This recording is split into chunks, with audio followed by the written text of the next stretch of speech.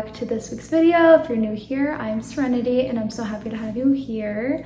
I'm excited to announce that I'm starting a series called Kitchen Diaries, and I wanted to do this because I cook and bake a lot and I just thought it would be fun to make it into a series. This week I will be bringing you guys along for all of our dinner meals, and the recipes that I have, some are quick and easy and some require a little bit more time to make, but all of these recipes are so delicious and I'm excited to share some of our favorite recipes with you guys. Whether you're looking for a simple meal idea or you're ready to try a new recipe, there is something for everyone this week.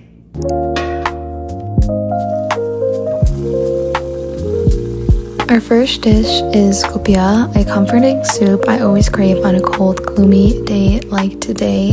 And with the snow falling outside, it feels like the perfect time for this warm bowl of goodness.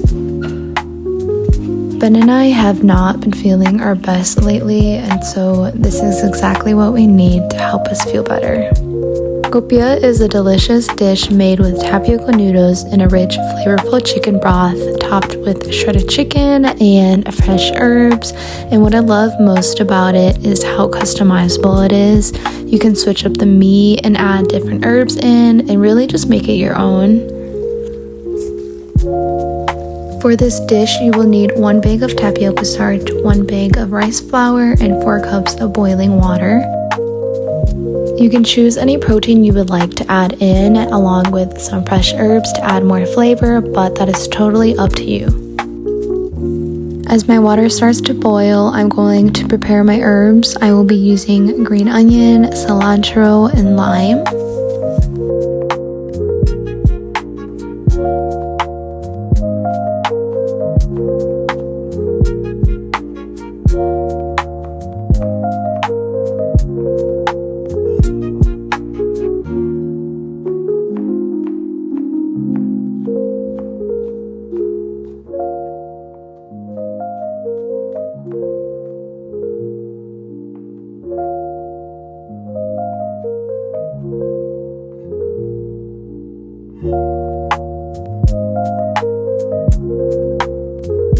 For this dish, we are going to start boiling the chicken quarters until fully cooked. I like to cut my quarters to help the chicken cook a little bit faster. To add some extra flavor in the broth, I put in fresh lemongrass and season the broth with some salt and black pepper. While we wait for the chicken to be fully cooked, I'm going to start on the dough for the noodles. As I've mentioned before, this dish is super customizable. There are so many ways to make the noodles, whether you like them a little chewier or softer. It's all about finding what works best for you. If you're short on time and happen to live near an Asian market, you can always buy the pre-made noodles, which will definitely help you. But the recipe I'm sharing today is really simple, and it's one of my favorites when it comes to making these noodles from scratch.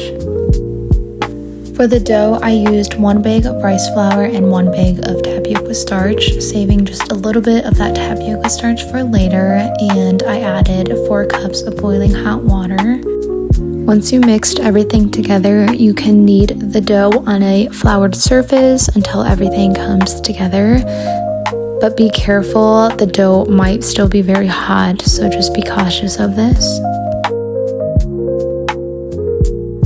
When your dough is ready, cut off a small portion and then cover the rest of the dough with a plastic wrap or a towel to keep it from drying out. I like to work in small batches. I just think it's a lot easier, but we're going to roll out the dough to your preferred thickness and cut it into strips. Once you're done cutting the strips, make sure to coat that noodles with the extra flour we saved earlier to keep them from sticking together. The chicken is finally done cooking, so I'm just going to shred it into bite-sized pieces and put half of it into the chicken broth. Since it's just Ben and me, I'm only making half of the batch. This dish is best enjoyed the day it's made, so you'll want to make just enough. boil together the chicken and the noodles, and once it becomes this white transparent color, it is done. It doesn't take long to cook, so be sure that you are watching your noodles. Once it's done, I'll finish off with black pepper, cilantro, green onion, a little bit of fish sauce, and some lime. And to add some spice, I will be adding just a little bit of chili oil, and it is just so delicious.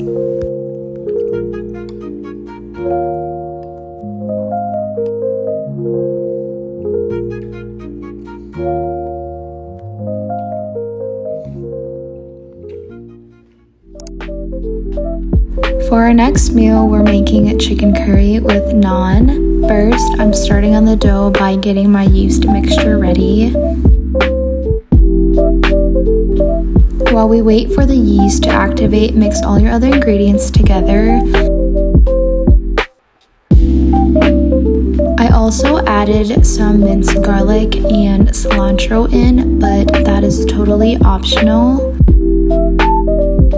Once our yeast mixture is ready, add it in and mix everything together and let your dough proof for an hour or until it has doubled in size. This is my first time making homemade naan, and this recipe is just so absolutely delicious. I will definitely be adding this to my recipe book. I also want to mention that on the days that Ben has to work, I make dinner from 1 to 3 because we usually eat around 4 and then he leaves to work by 6, and so that is why I make dinner so early. But on the days that he doesn't work, we normally cook around 3 to 5, but today we had a late start, so by the time that dinner was done, it was already 10. Now onto the curry. You'll need a yellow onion, garlic, ginger curry paste, and you can actually substitute the curry paste for tomato paste if you prefer. Chicken and veggies you'd like. I am using bell peppers today. In a pan, I'm sauteing the onion, ginger, and garlic in coconut oil. And for these recipes, I don't follow exactly what they say. I kind of just add in my own little bit of things into it. But now I'm adding the curry paste.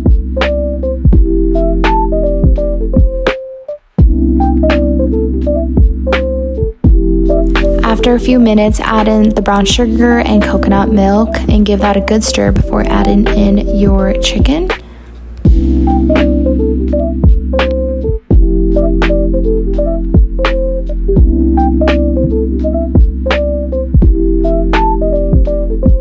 I also threw in a couple of bay leaves, but that is totally optional. And then finally add in the bell peppers. Once the dough has doubled in size, I divided it into 14 balls. I used a scale for precision, but you definitely can eyeball it. I just wanted to try out my new scale.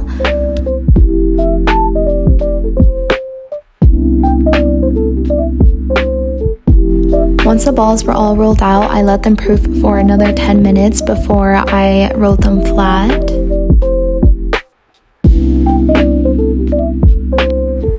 I had to keep this clip in because it was just too funny and wholesome not to keep it in. I just want to say making naan is a lot easier than I thought. I was always intimidated by making it from scratch, but from now on I will always make it myself rather than buying it from the store.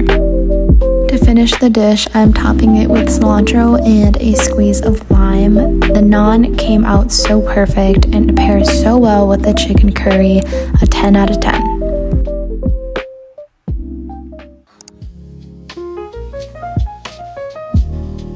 Our third dinner was kind of a throw together meal. I knew I wanted to make a salad to use up some of the veggies that were about to go bad, so I went with a corn salad. I threw in some corn, red onion, cucumber, tomatoes, cilantro, and feta cheese.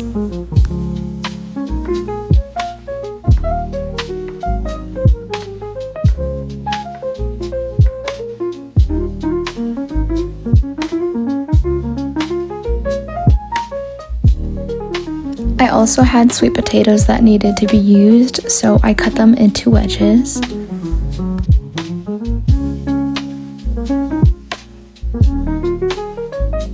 For the salad dressing, I kept it simple. I just used some olive oil, a squeeze of lime, and a pinch of salt and pepper.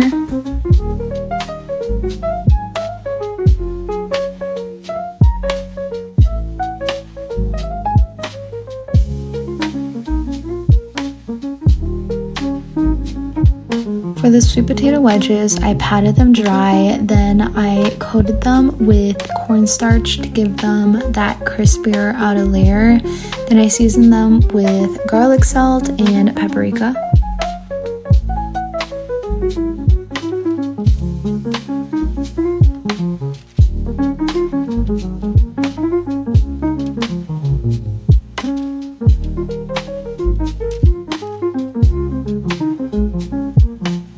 Moving on to the steak, I'm seasoning it with salt, black pepper, and steak seasoning. I also like to add a thin layer of oyster sauce. It really gives it just an extra depth of flavor.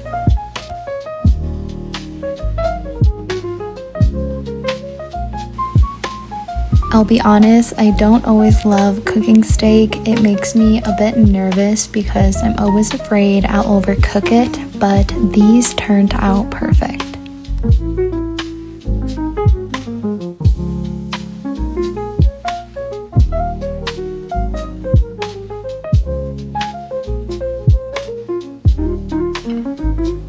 This meal was super well balanced and everything paired together really nicely. The only thing I'd change next time is making the sweet potato wedges a little crispier, but honestly, I still really loved this meal.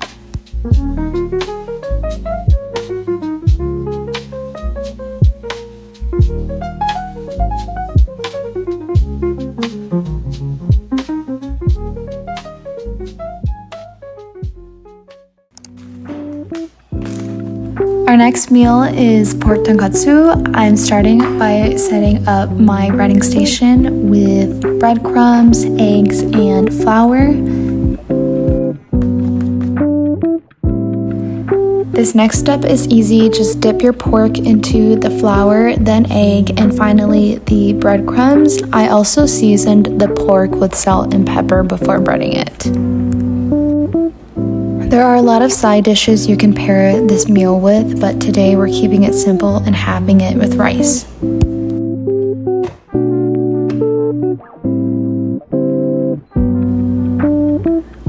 When you're done with the breading, heat up some oil and fry the pork until it's golden brown and crispy.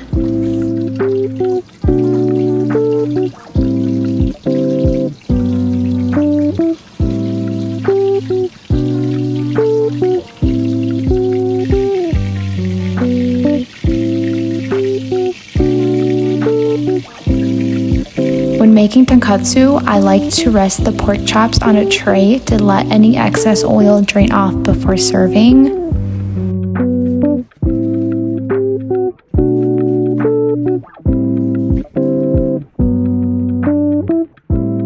To finish, I added some rice and a drizzle of hot sauce for an extra little kick, and this meal is so simple yet so delicious.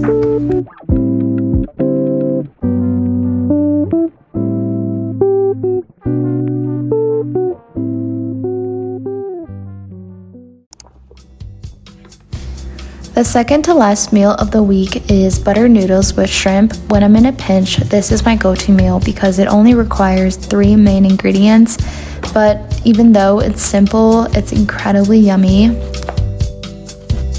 To add a little more flavor, I'm tossing in a yellow onion and some garlic.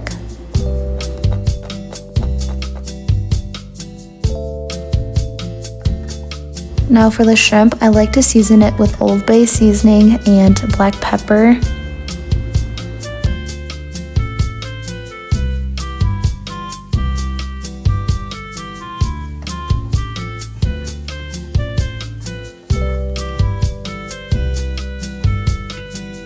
It's time to bring everything together. In a pan with butter, add the onion and garlic, then toss in half of the spaghetti noodles, season with garlic salt and basil, and I had some leftover spinach, so I threw that in as well.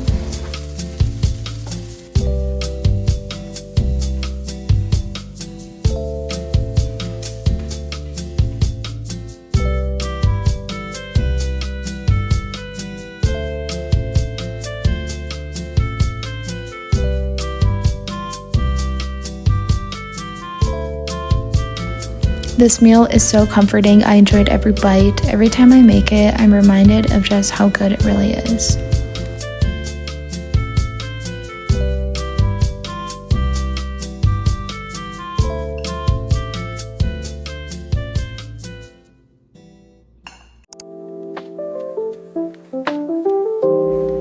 For our final dinner of the week, we're making spam musubi. We had some leftover rice from a few days ago, so I thought this would be the perfect meal to wrap up this week. For this dish, you can either dice the spam or leave it in slices. It's totally up to you, depending on how you like it. I dice it up because it's just more convenient for me.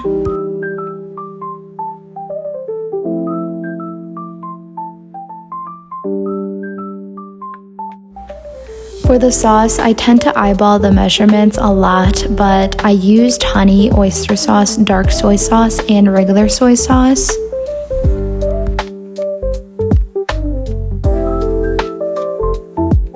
Once you're done with the sauce, heat up a pan with a little bit of oil and fry the spam until it gets crispy.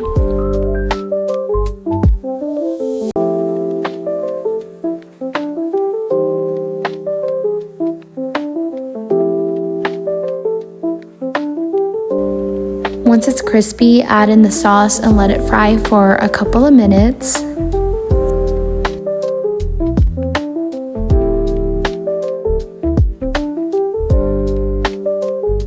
I also like to top it off with a fried egg, but that is totally optional. Finally, I'm pairing this meal with the leftover rice and also with some seaweed. That is such a game changer.